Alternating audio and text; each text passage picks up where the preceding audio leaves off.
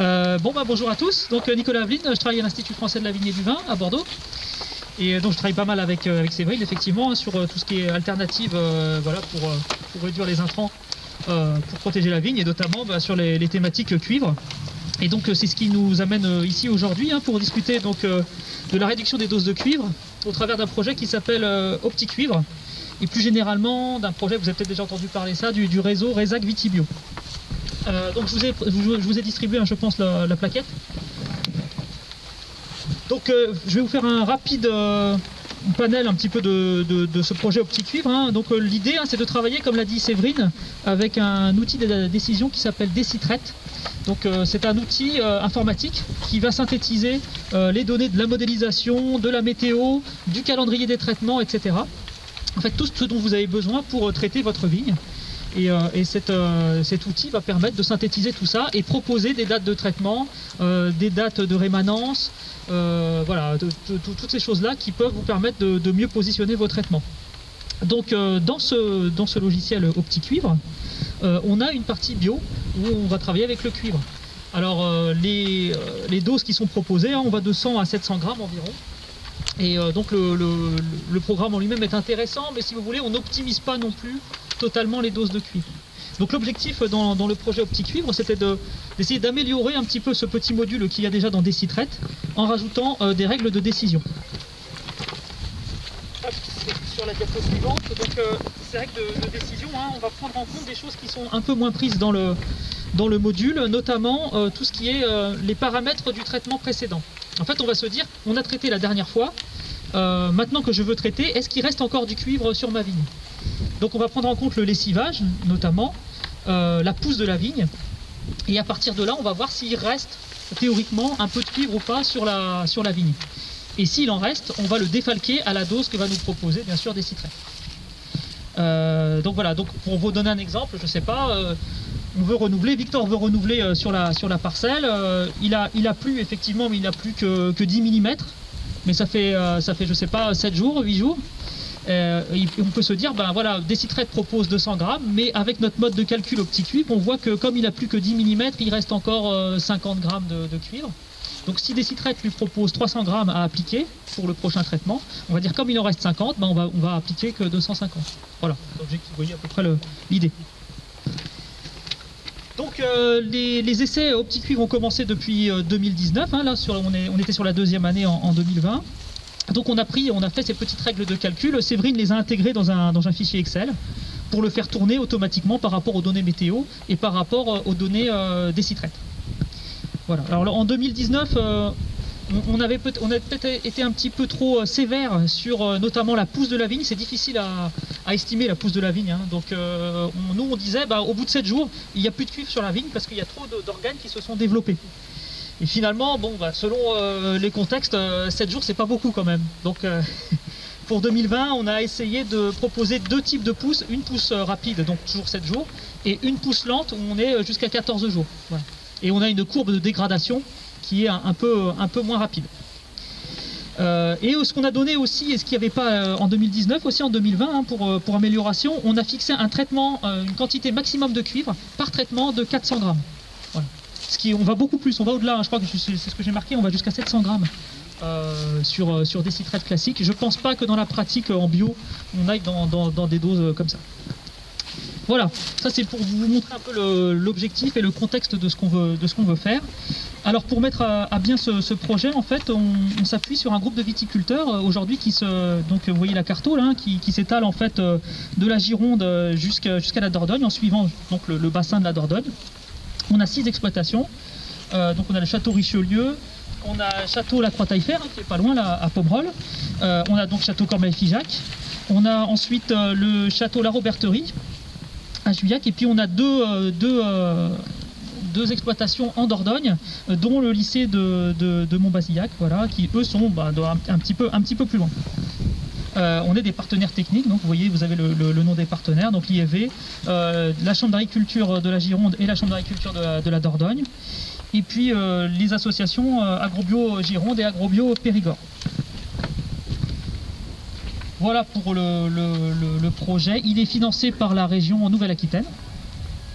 Et donc l'objectif, je vous en parlerai tout à l'heure, mais c'est d'augmenter en fait le nombre d'exploitations qui vont travailler sur ce thème à partir de 2021. Juste pour donner, je ne l'ai pas marqué directement dans les diapos, mais pour vous expliquer un petit peu ce projet aussi, on est vraiment sur de l'expérimentation participative, c'est-à-dire que le viticulteur est vraiment partie prenante de l'expérimentation. C'est lui qui va traiter avec son matériel, c'est lui qui va prendre des décisions aussi. On va les discuter aussi avec le partenaire technique, mais c'est quand même lui qui est aux manettes pour travailler sur la protection avec l'outil Décitrette et OptiCuivre. Voilà, donc ça c'est peut-être l'occasion de le dire aussi, c'est déjà de remercier Victor déjà pour son accueil et puis aussi pour s'investir sur ces essais, parce que c'est lourd à mettre en place quand on travaille sur le mildiou en expérimentation. Les viticulteurs, c'est pas des expérimentateurs à la base, donc ça demande plus de travail, et quand on est un petit peu dans le jus, notamment en mai-juin, quand la pression mildiou est très forte, il faut quand même s'astreindre à continuer à suivre aussi l'essai, à changer les doses s'il y a besoin, etc., ou changer les cadences. Donc ça demande un gros investissement des viticulteurs, et il faut les remercier pour ça. Voilà, alors maintenant on va passer directement à ce qu'on a fait cette année, donc ici sur cette parcelle, juste derrière vous. Donc vous voyez ici, là on voit la photo satellite. Donc on a en fait divisé la parcelle en deux morceaux. Le bout de la parcelle, il est traité donc avec les décisions OptiCuivre. Et puis ensuite, en fait, on installe une autre placette à côté, en fait, une autre bande de quelques rangs, sur lesquels on va noter en fait ce que fait Victor classiquement sur son exploitation. Et sur ces grandes bandes, en fait, vous voyez, on va mettre des petites placettes de 10 cep qui sont répétées 4 fois, sur lesquelles nous, on va passer de façon hebdomadaire, on va noter en fait l'apparition des maladies pour comparer en fait si notre module OptiCuivre est aussi bon que le traitement classique de l'exploitation, voir s'il peut faire mieux. Mais bon, pour l'instant on n'y est pas encore, mais en tout cas l'idée voilà, c'est ça, c'est de pouvoir comparer si on apporte quelque chose en plus sur l'exploitation. Voilà, on peut faire aussi bien mais avec moins de cuivre aussi. Donc voilà, au niveau climato, ça c'est des choses que vous avez vues, il n'y a rien de nouveau. Vous voyez là le diagramme climato, ce que vous voyez, donc les barres en bleu c'est la pluie, les températures en orange, et puis à chaque fois que vous avez une flèche, c'est un traitement qui a été réalisé donc sur l'exploitation. Et puis les petits éclairs là, c'est des contaminations probables qui sont calculées par le modèle. Donc on travaille avec le modèle potentiel système. Voilà, donc vous voyez que ça a été bien carabiné. En fait, je vous ai surtout entouré deux séquences. Une première séquence de la mi-avril jusqu'à la mi-mai quasiment, où il a beaucoup plu. Et vous voyez qu'il y a beaucoup de traitements. Ensuite, il y a une accalmie, et puis début juin, début mi-juin, on a encore une deuxième vague là, où on a pas mal de pluie. Et pareil, beaucoup de contamination. Donc c'est vraiment les deux moments critiques qu'il fallait pas louper. Ensuite, vous voyez que au niveau climato, ça se calme dès le début juillet jusqu'à la mi-août. Il pleut plus, on a vraiment un temps idéal. Et j'allais dire heureusement, parce qu'on aurait peut-être pu retrouver les conditions aussi de 2018, où finalement, quasiment toute la saison, on a eu des contaminations. Là, on a eu la chance d'avoir un moment de répit.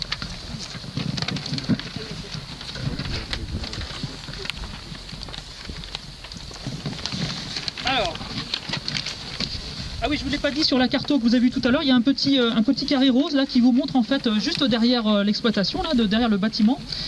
Victor a laissé 5 ceps non traités qui étaient bâchés à chaque fois qu'il y avait un traitement, donc qui n'ont pas reçu de fongicides.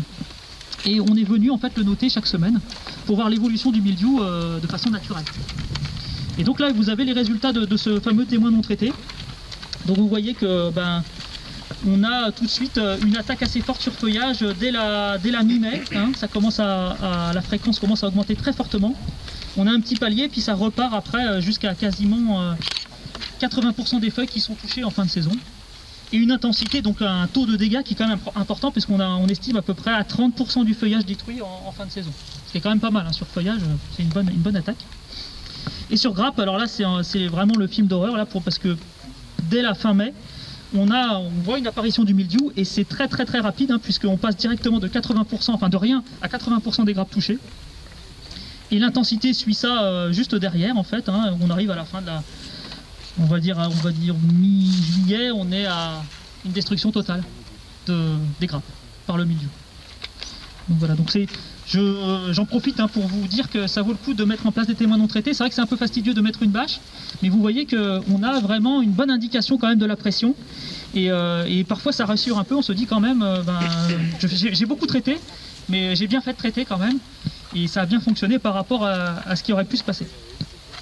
Et là, j'ai l'impression que l'attaque est tellement forte sur le début de la saison, là je pense à ça en même temps, qu'on ne voit pas vraiment le deuxième effet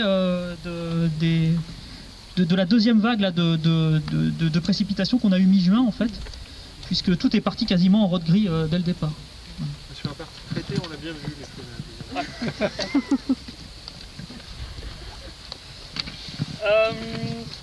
Je fais le bilan de la protection, donc là je vous montre en fait deux notations qu'on a faites spécifiquement sur les placettes qu'on a suivies. Une en début juillet et une justement à fin juillet. Donc celle de début juillet correspond effectivement aux premières contaminations de fin mai. Et puis celle du 22 juillet, elle correspond effectivement à aussi une sortie un peu plus importante sur du rode brun. Bon, vous voyez qu'on est quand même touché par le mildiou sur les placettes. La fréquence elle est aux alentours de 15% sur la première notation, que ce soit sur feuille ou sur grappe. Bon, les dégâts restent relativement peu étendus, puisque vous voyez qu'on dépasse à peine 5% de destruction sur les grappes. Donc voilà, par rapport aux témoins non traités, il y a quand même une bonne protection. Et si on vient un petit peu plus tard en saison, on voit que les chiffres n'ont pas énormément bougé. On a un peu plus de fréquence peut-être sur les grappes, mais en termes de dégâts, ça n'a pas beaucoup bougé.